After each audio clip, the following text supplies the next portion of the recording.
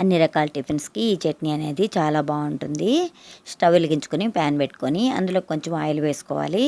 3 ఉల్లిపాయలని ఇలా కట్ చేసి వేసుకొని కొంచెం కల్లుప్పు వేసుకొని ఉల్లిపాయలు మగ్గించుకోవాలి.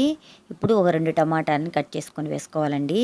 ఇలా ఒకసారి బాగా కలుపుకొని ఒక 3 ఎండుమిర్చిని తుంచి వేసుకోవాలి. ఇలా కలుపుకొని మూత పెట్టి ఒక 2-3 నిమిషాల పాటు టమాటాను ఉడికించుకోవాలి.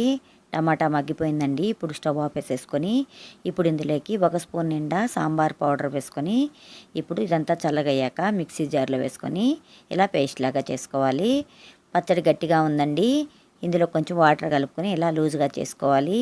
స్టవ్ వెలిగించుకొని ఒక ప్యాన్ పెట్టుకొని అందులోకి కొంచెం ఆయిల్ వేసుకొని పోపు గింజలు, కరివేపాకు, ఎండుమిర్చి వేసుకొని ఇవి వేగాక పచ్చడిలో కలుపుకోవడమేను. ఇది అన్ని రకాల టిఫిన్స్కి చాలా బాగుంటుంది. దీని టేస్ట్ అనేది సాంబార్ లాగా ఉంటుంది.